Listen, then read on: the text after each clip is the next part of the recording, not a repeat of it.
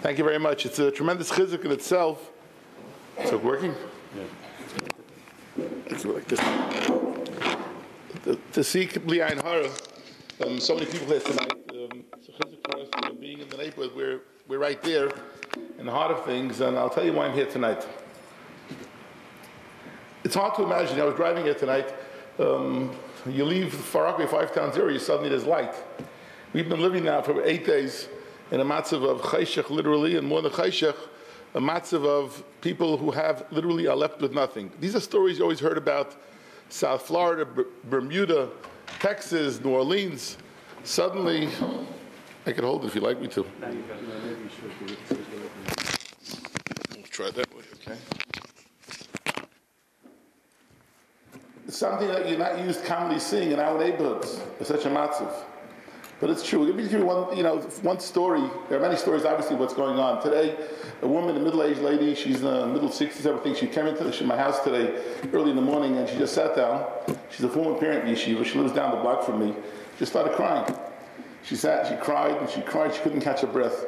I'm not me, guys. Anything I say tonight, that my son Bear will say tonight, is not guzmois.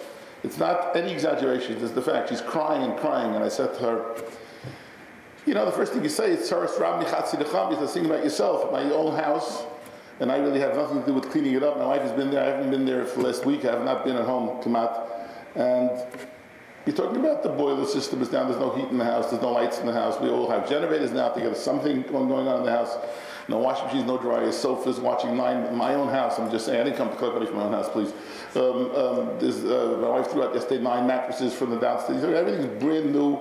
Everything is gone, finished, wiped out. But here's a woman who has nothing and no one. Lives by herself with her husband. She has no one. And she's crying. I said, but you're here. Baruch Hashem, the most remarkable thing that happened here in the neighborhood, that no one has lost their life, Baruch Hashem.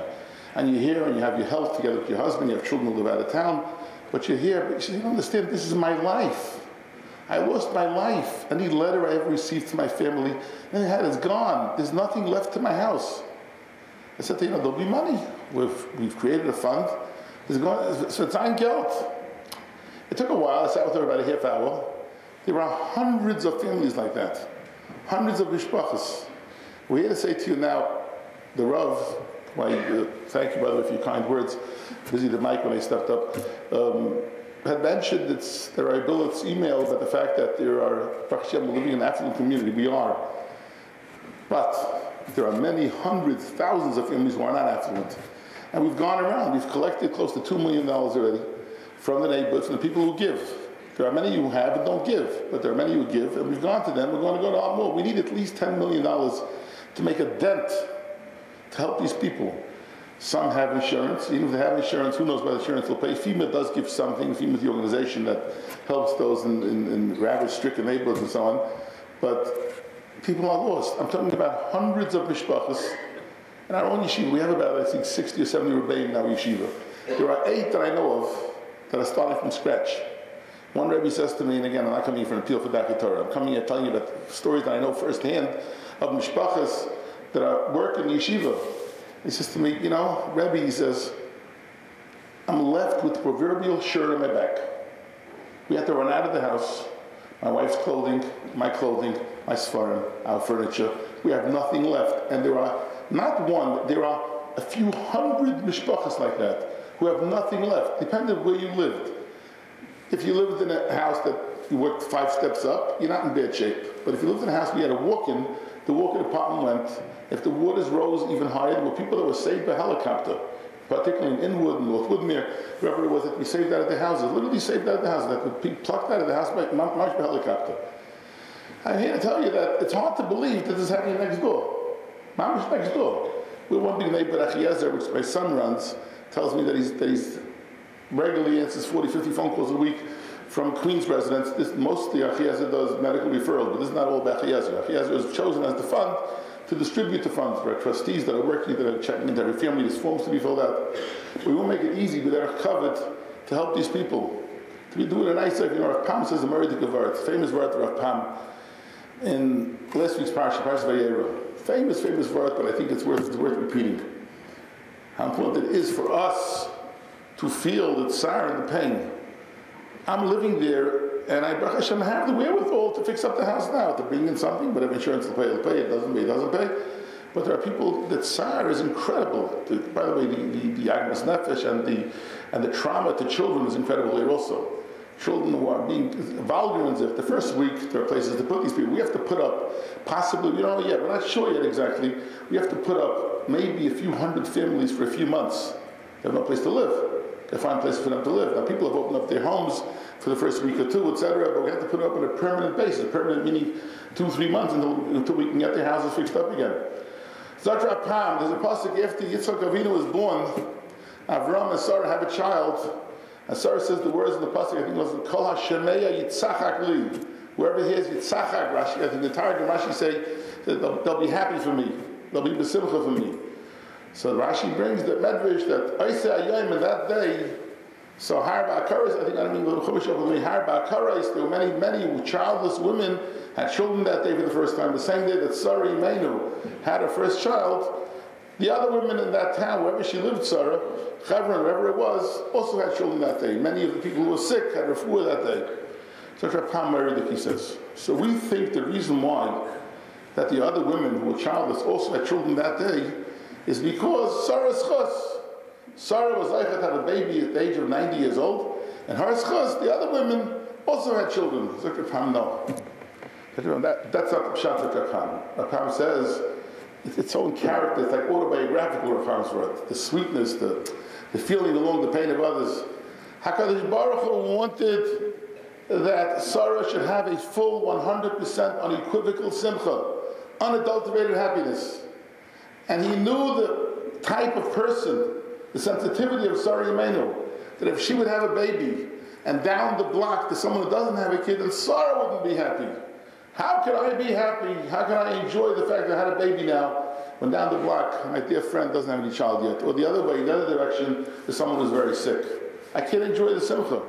HaKadosh Baruch Hu wanted that Sarah should have a full 100% simcha. You know what he did? He made sure that everybody in the town, wherever they lived, every single person, her problem was taken care of. Mamela Sarah could enjoy it. We, today I say, we also, because Baruch Hashem, I have it, we all are in a matziv that our brothers and sisters are hurting today. Hurting beyond, is not, I can't describe to you. I'm talking about widows, single family parents who have no one to turn to. Mamish, no one to turn to. And they're flooded out of their homes. They have no homes. Their basic fundamentals. One person, every person has at least their home. So have an ashtub. And here they don't have that either.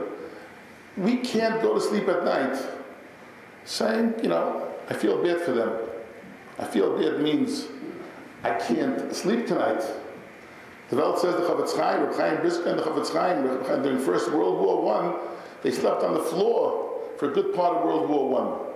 Because how can I go to sleep knowing there are so many Jewish soldiers on the front lines, or Jews, Yiddish mentioned, that are in trouble? How can I sleep in a comfortable bed? But people tonight, I'm not even talking about the thousands of families that are living in the darkness. We're hoping that maybe in the next day or two things will open up a little bit. It started a little bit in certain areas, lights have gone on again. It's cold, by the way, also. It's very cold. It's cold. And I'm not even talking about the yeshivas that are closed, that are now slowly reopening. It's cold, and people don't have it, so we're trying to get people with generators. This is all part, this is not even part of the fund. The fund is to get people back on their feet. We've set up hundreds of generators in people's homes to hook into the heating system. They can have heat. And it's right here. It's next door. If it was in Eretz Yisrael, of course we'd help. If it was in a city 100 miles away from here, we'd help. It's one family with the Queensboro. We need help. And as much as we'll raise locally, we're trying very hard. We're going to need close, maybe upwards of $10 million to make a little bit of a dent to help out all of these mishpachas. And that's why we're here tonight. And we shouldn't be able, really, I'm not here to give musa chas v'shalom. That's not my idea. It's just to get a feeling that we're going to go to sleep tonight now with comfortable, warm homes. And there are people who don't have that today, who don't have it. And they won't have unless we come up with major dollars to really help them out. Chaim Shmulevitz, the Mir Yeshiva said, it's not in Kodesh L'Bracha, in Yerushalayim, once they had the Givaldi Gevorah, people are asking questions sometimes. We're going to visit people for money, and we all have our own jobs, Baruch Hashem, to do, and our own yeshivas to raise money, whatever we have to do. But this is now first and foremost number one. And people have questions. I've heard questions. Lawrence needs Geld, Lawrence. First of all, yes. The need is so great. Whatever we'll raise, there won't be enough. It's Achiezer B'nai Yisrael. That's number one. Number two is, some people are asking questions and who's running it, who's taking care of it. First, I want to assure you that every penny going into the organization, the people that are running it are the shenste balabatim that we have in this town, really. It won't be touched by another meiser, it won't be touched by anybody. It's going straight to help out. We already started giving out money. We already started giving money to people, but push it to get them going a little bit. So Chaim says a very big word. There's a possibility when it came time for the Shvarcha, we asked for donations to the Mishkan. So everyone came in around them. They had to make an announcement. Enough, stop. We have enough over here. People brought whatever they had to bring to the Mishkan, all the ingredients were necessary for the building of the Mishkan. Then it says at the end of the parsha that Rabbi Yaakov says, "V'hanesiim heviu," and the Nesiim means the leaders of Klal Yisrael. They brought this Abnei Shayam, Navim. They brought their precious stones for the clothing of the Kohen Gadol. And Chazal tells us how Knesset happened. So Rashi is famous Chazal, "V'hanesiim" is missing a yud. Why is the Nesiim missing a yud? So Rashi brings the Chazal, says it's a taina on the Nesiim. They had made a cheshbon. They made a certain calculation in their own heads. They said, let's see, we'll give everybody a chance to bring first. People are so-called amcha people. Will bring whatever they can bring. We will fill in the gap later. Whatever's left over, we will bring. This is what the cheshbon that the Nesiim made. And when it came time to bring, that's it. By the way, I want to mention that I'm not sure what the clothing that Torah mentioned before. Clothing, we heard this, and new clothing. There's loads, pallets left this long packed yet. The amount, Klal Yisrael, we're a holy nation. The amount of clothing that's been shipped, maybe these particular items might be short right now. But I thought of that pasuk that at the they made an announcement, stop bringing this so much. Same thing happened here. It's Kanahara, food, but people, I'm going from topic to topic, there's something I want to say. Now I have to leave all the time, they made them all down in Meyer for 9:30, but people who came for food, Erev Shabbos, they gave food for over 1,000 people, and a moment's notice was prepared. I mean, nice, everything being done by their chavod, they ran out of food, because Sheina Mishpachas, who just didn't have, because they're busy cleaning out, you got to see, you ride through the area, it's like mamish, you think like it's a war zone. You have to ride through the area, I'm telling you. Not just my house, people have loads of items, furniture, couches, sofas, washing machines, dryers, toys, whatever you have is laying in front of people's houses. The garbage keeps the sanitation keeps picking it up. And people are replacing it.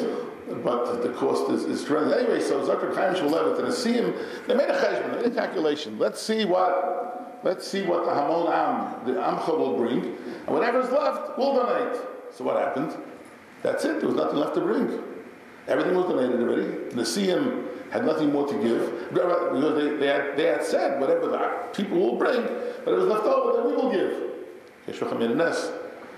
So the pasuk, the Chazal say the word they weren't quick enough. They weren't fast enough in bringing their donation. So frek the Welt, the world asked the obvious question. What do you mean the satzlu? The satzlu means the pashat, the pshat, the translation of the satzlu means they were a little bit lazy. Lazy? They said, no, let people bring, and we'll bring whatever they're not able to bring. Rabbi Chaim Shmuelevitz is the Murray to convert. This is what I'm going over. We're encountering questions about the campaign. Not many. Here and there, a few questions. And I only have one response to that. Chaim Shmuelevitz's word. Chaim Shmuelevitz says, when it comes to chesed, and helping, you don't make calculations. Let's see what they'll bring. He'll bring this, A and B. He'll bring C and D. He'll bring E and F. I'll bring G. You jump in and you do. You jump in and you help. When Achiezer B'nai Yisrael are in the tzara, let's help them. So, yeah, there's that. Lawrence in Far Rockaway, there are mamish people sitting tonight, and they don't know what's going to happen with their lives. There are shuls that are decimated. I know this Israel of Bayswater is destroyed inside. Rabbi Katzer Stiebel on my block not far is destroyed. We're not talking about raising money tonight for the shuls. That the shuls will have to take care of them, Mitzvah Hashem. We're talking about people who don't have where to live. There are people that have their mishpachas in different places. There are people who have jobs. Their livelihoods were taken away. Their livelihoods were destroyed. I met a Rebbe from another yeshiva the other day. He was cleaning up. I tried to stop, but I did with There's a few days when I'm driving around to different places, trying to help in this matziv. When I see people cleaning, I go out of the car, I go say hello to them. This Rebbe starts crying, and he says to me, I wasn't making it as a Rebbe. I wasn't making it. Which Rebbe makes it? No Rebbe makes it today without help from somewhere. I wasn't making it, so I took whatever I had in my life, I gave my wife a sheitel business. Many of you sitting here know this person. He works in Queens. I gave my wife a sheitel business. And I put it all into it a year ago, and it was successful. It's destroyed. Destroyed. The entire sheitel business. Nothing left. I had, he said, thousands of svarim. I don't have one single sefer left. The crying, people were coming. We had to arrange for shameless trucks to come into town. And the shameless trucks were there, and people are throwing in their lives svarim. One person was crying today, my 2 kids bar mitzvah svarim. It's the pain of kids who have make a bar mitzvah, and they collect their own bookcase of svarim, boom, it's gone. But this person says to me, this Rebbe says, I have nothing. I said, don't worry, he has a fund, he's going to help you, we're going to take care, we'll help you out. But it's more than that. My wife says to me, she had tablecloths that she yarshin from my grandmother, so on and so forth. My wife, my grandmother, my mother-in-law just passed away. I'm just using myself as a marshal, I know firsthand. And so my wife went and picked out my mother-in-law had old furniture, but she figured that a little bit of an attachment she had to my mother-in-law's furniture. So she said, I'll take some of the furniture. We have a little bit tiny apartment across the street. I got it on 2 sides. We got that apartment from the Yeshiva. So she brought it in there. He said, people have these heirlooms, and they're gone. But it's more than heirlooms. It's their lives. There's a dentist in town that a walk-in apartment was his dentist apartment. He told me he had $300,000 worth of not a dentist, sorry, eye doctor, ophthalmological equipment that he had. $300,000 worth. He said, gone. So achutz that they don't have, their parnasa is gone. They don't have parnasa. There are many people in town who lost their parnasas. So we're here to tell you, I spoke long enough I think, we're here to tell you that it's a real tzara, it's real. It's not what anybody would think happening somewhere down south in the Bermuda Triangle, wherever, it's not there. It's here. It's here. It's a shver matziv. And Rabbi Phil, at the end, Rabbi Phil will finish the program after my son Baruch speaks. But it's really a very difficult matziv. And it can be done. I want to leave you with just one message. It can be done. We could do it together. We could. I'll leave you with one other. I told my speech, the different chizik things. I can leave you one word I heard from Rosh Mendelovich, the Tzaddik Rafa in Tervadas. He was the manal of Tervadas. He once said a murdik of Vart. He once said on a medrash in Bereshis. He said over at the time when they were making Tervadas, in the beginning, the early years of Tervadas, they were trying to build the yeshiva, make the yeshiva, and people said it can't happen. The medrash says, the famous medrash, exactly what the medrash means, I can't explain. You need to build hechera, greater people than myself to explain what the Medrash says. But the Medrash says that HaKadosh Baruch Hu, when he decided to build the world, create the world, he asked his malachim, shall we go ahead and create the world? Nivra or lo nivra? Shall we create the world or not create the world? So first he asked the Malach of Chesed, shall we create the world? Malach of Chesed said, yes. There'll be much Chesed in the world. There'll be a tremendous amount of good, Gil's Chasadim, going on in the world. Create the world. He asked them, as we see today, the Chesed that goes on in Klal Yisrael is incredible. He asked the Malach Emes, the angel in charge, whatever that means, of Emes, of honesty, shall I create the world? The Malach Emes said, no. The world will be full of sheker, deceit, lying, thievery, treachery. Don't do it. As soon as the HaKadosh Baruch Hu heard that, he clipped the wings of the Malach Emes, and the Malach Emes fell to the ground. And Hainu Diksiv, as the Medrash, the pasuk of Emes may eretz titzvach. Emes will sprout forward from the ground, from the earth. So Frak there tried to follow the kasha. What's wrong? What did the Malach Emes do that's wrong? HaKadosh Baruch Hu asked him. After all, he's the angel in charge of the Emes. He has to answer the truth. He says, "Don't create the world, because the world will be full of sheker. How could you create the world?" Says he, "The greatest sheker in the world is." The greatest sheker is, it can't be done. That's the greatest sheker. The Malach Emes should have said, yes, let's create